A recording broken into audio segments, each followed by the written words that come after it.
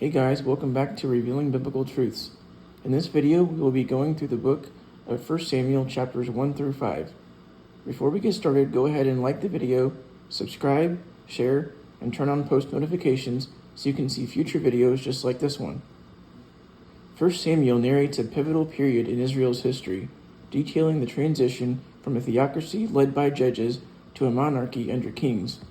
The book focuses on the lives of Samuel, Saul, and David, highlighting the establishment of the monarchy, Samuel's reign, and Elohim's choice of David as his successor. It also explores the themes of leadership, obedience, and the consequences of both faithfulness and disobedience to Elohim. The events in 1 Samuel took place over approximately 110 years, starting around 1120 BC with the birth of Samuel and ending with the death of King Saul around 1011 BC. So with that background, let's dive into the text.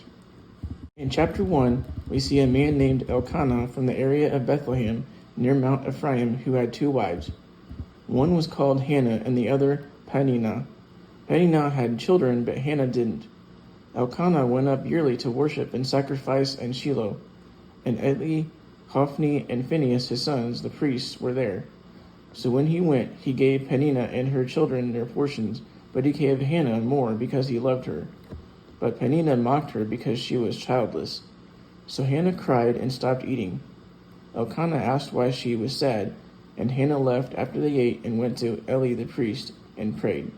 She vowed to Yah that if he opened her womb, she would dedicate her son to him, and he would be a Nazirite. But she was praying in her heart and not verbally, so Eli thought she was drunk.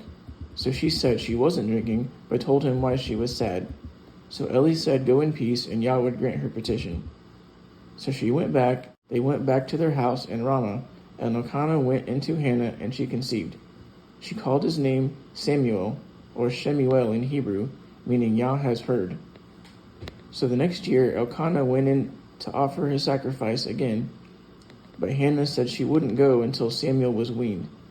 When she had weaned him, she took him to Shiloh and offered sacrifice there. And she brought Samuel to Eli and told him her prayer was answered. In chapter 2, Hannah prayed and praised Yah. And Samuel did work for Eli the priest, but Eli's sons were apostate, as they had stole a portion of every sacrifice made to Yah and ate it themselves wrongly. They also slept with women who had came to the door of the tabernacle. But Eli blessed Elkanah and Hannah had a total of 3 sons and 2 daughters. Then because of the sins of the sons of Eli, Yah prophesied that they would both die in one day, and he would raise up a new faithful priest. In chapter 3, Samuel was ministering to Yah before Eli. It was said that the words from Yah were scarce, with no prophecy or vision during that time. Meanwhile, Eli was close to death and couldn't see. And the menorah of the Holy Holies went out, and Yah called Samuel, but he thought Eli had called him and woke him up. But he said no and went back to sleep. And Yah called him again. So Samuel went to Eli again, but he said he didn't call him and laid down again. So Yah called him a 3rd time. So when he went into Eli again, he realized it was Yah instead. Samuel said, "I am here." He then told Samuel about the judgment of Eli's sons. But Samuel laid down and was scared to tell Eli the vision. But Eli asked him to tell him what Yah had said to him. So he told him, and from then on all Israel knew that Samuel was to be a prophet. In chapter 4, Israel and the Philistines fought many battles, and the Philistines were winning. So the elders asked him why Yah had allowed this to happen, and the people went to Shiloh to get the Ark of the Covenant out of the temple, thinking it would save them.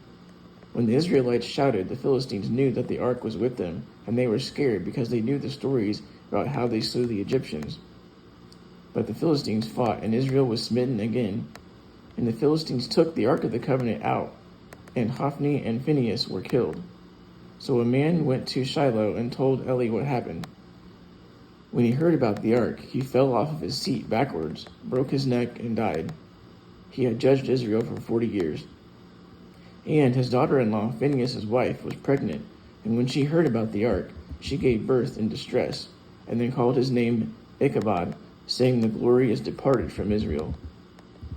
In chapter 5, the Philistines took the ark and brought it to Ashdod, to the temple of their fish god Dagon and set it up by the statue of Dagon.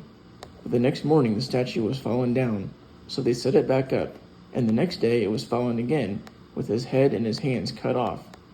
So from then on, none of their priests came near it. And Yah destroyed the people out of Ashdod and the coast near it too. So when the people saw it, they said, "It is because of the ark." And the lords of the Philistines then took it from there to Gath.